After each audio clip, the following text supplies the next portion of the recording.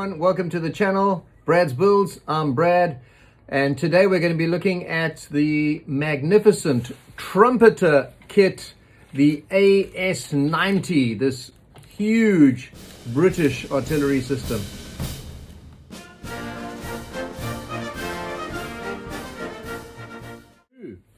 The previous tank I did, the British Challenger 1 Mark III, I did in desert colors, so this one I really wanted to explore the NATO colors, just see how that would turn out, and I think it came out pretty well.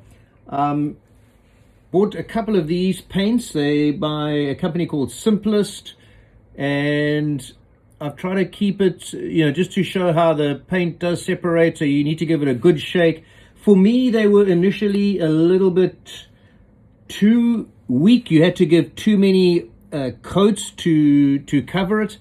But what I did is I siphoned off some of the clear stuff. Don't know if you're supposed to do that, but I did that, and it kind of gives this brilliant matte finish to it. And here's the black one, the YX0001K, and it actually is called NATO Tricolor Camouflage.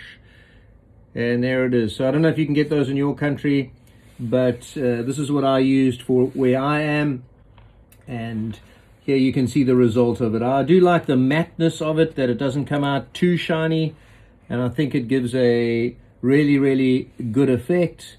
With the camouflage, you might be able to see here, I did this all freehand.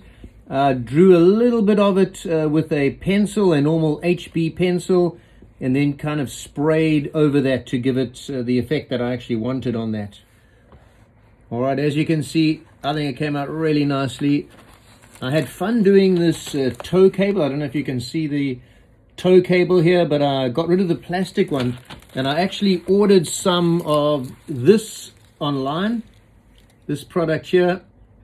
Hopefully you can see it. It's like a fishing cable or some kind of small cable. There it is online, and I cut off a piece of that quite carefully, and I attached the two end pieces. As you might be able to see here, I got a little bit too hot on this one side, but I think it gives like a really realistic appeal to it.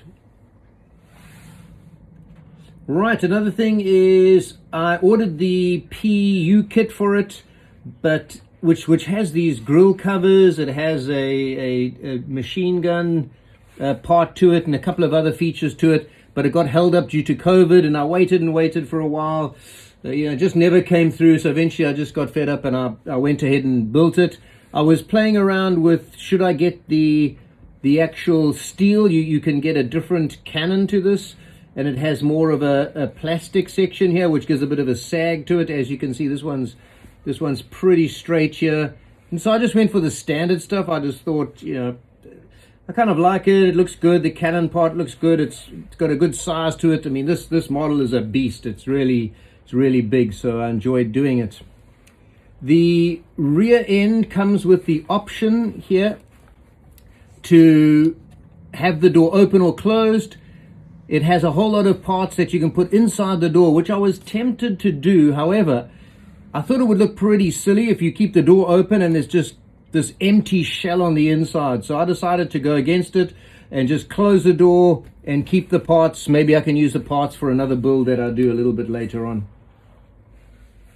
For my aerials, what I do is I try to use the plastic that they give you with the leftover plastic from the model pieces, and that doesn't really work so well for me.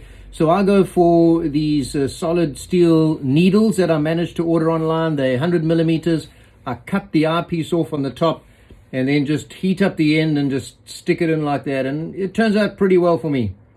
You got to paint them black as well.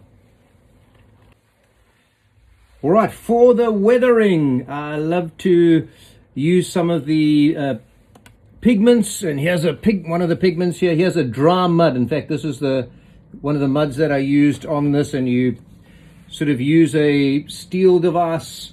It looks like this, a sort of little spatula, and you get some of the powder pigment. You put it on there, and then you get your pigment fixer. Here's the pigment fixer that I've used over here.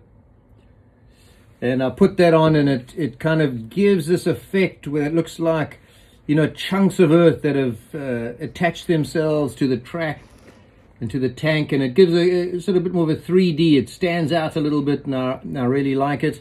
I also put a bit in the front here and on this the cannon piece, which all moves. I really like this. It kind of folds down and can go up and down.